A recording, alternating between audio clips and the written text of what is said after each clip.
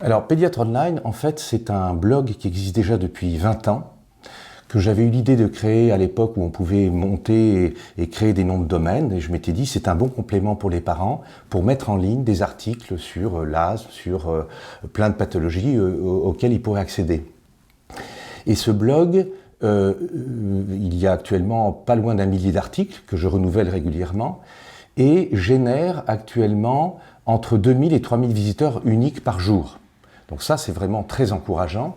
Et du coup, il y a 2 ans de ça, je me suis dit, mais au fond, si je vois que beaucoup de gens cherchent des informations, et comme on a, nous, en pédiatrie, des parents qui sont jeunes, qui sont très connectés, qui ont des smartphones, qui prennent rendez-vous online, qui communiquent avec moi par mail, donc le téléphone sonne de moins en moins, eh bien, je me suis dit, mais on est dans une innovation, on est dans un changement des mentalités, et on est très connectés, et du coup, je vais rajouter cette possibilité pour les parents, où qu'ils soient dans le monde, à partir de leur smartphone, d'accéder à un pédiatre par chat ou par téléphonie, en cas de besoin de conseils.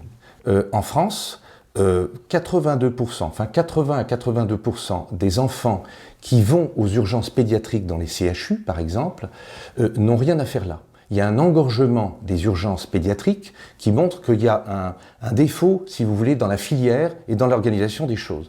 Pédiatre Online, c'est une plateforme qui veut donner du bon conseil, avec des gens qui savent de quoi ils parlent. La pédiatrie, c'est quelque chose de compliqué. Un nourrisson ne parle pas, donc ça génère de l'angoisse. Et quand les enfants sont plus grands, eh bien, ils parlent, mais souvent, ils ne donnent pas bien les symptômes et ils vont encore plus aggraver l'inquiétude des parents. Pour que l'on puisse faire exister une innovation comme celle-là, et je rappelle qu'on est les premiers en France à faire ça pour un produit 100% pédiatrique, il faut quand même payer l'application, les ingénieurs, tout le service juridique, la création de la société, il faut payer les pédiatres, tout ça, ça a un coût. Et du coup, c'est payant, c'est 15 € le chat pour les parents et c'est 3 € la minute pour l'appel, où qu'on soit dans le monde. Les gens, moi j'ai eu des appels l'autre jour du Canada ou d'Australie, ça leur coûte pas plus cher.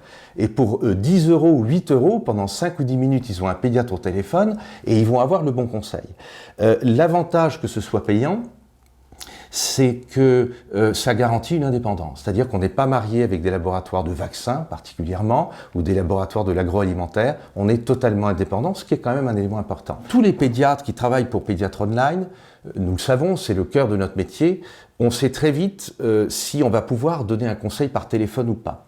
Par exemple, une maman qui appelle en disant « Mon enfant, il a 18 mois, il n'est pas comme d'habitude, il vomit », on va tout de suite poser les questions qu'il faut pour savoir si on peut faire du conseil ou pas. Il faut tout de suite déminer la situation. Si on estime que cet enfant, selon les symptômes que nous décrit la maman, doit aller consulter, on va tout de suite dire aux parents « Écoutez, on vous remercie de nous avoir appelés, mais là, on ne peut pas vous aider. Là, on ne peut pas faire du conseil. Nous allons mettre fin à l'appel. On ne va pas perdre de temps utile, ce n'est pas nécessaire. Vous allez aller à l'hôpital ou vous allez aller consulter. Si les gens sont un peu perdus à la campagne, ou ils ne savent pas où aller, ils sont de passage ou en vacances, on peut les orienter, leur dire « Allez à tel endroit ». Et on le terminera en leur disant « Pour vous, ce sera gratuit, vous ne payerez pas ». Chaque pédiatre aura la possibilité de décocher l'option paiement. Ça fait 20 ans que j'ai monté Pédiatre Online. Je le fais bénévolement parce que j'aime ça. C'est un de mes enfants qui m'a dit un jour « Papa, tu es un médecin geek ». Je ne le savais pas parce que moi, j'ai connu avant l'informatique et après l'informatique. J'étais un des premiers médecins à être informatisé en 1979 à l'hôpital et je l'ai toujours fait naturellement. Ça fait des années que j'écris des milliers d'articles. Je le fais vraiment bénévolement. Et c'est tout naturellement, je me suis dit, je vais rajouter une brique.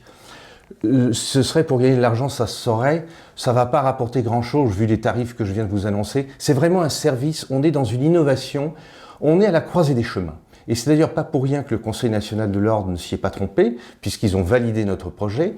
Tous les contrats qui sont signés entre Pédiatre Online et les pédiatres qui travaillent pour nous sont validés par le Conseil national de l'ordre des médecins. Je suis très à cheval sur la notion d'éthique, de déontologie. Par exemple, moi j'ai lancé quelque chose de pédiatrique parce que je suis pédiatre, je ne sais pas faire autre chose. Je ne pourrais pas faire ça pour de la médecine générale ou pour des personnes âgées.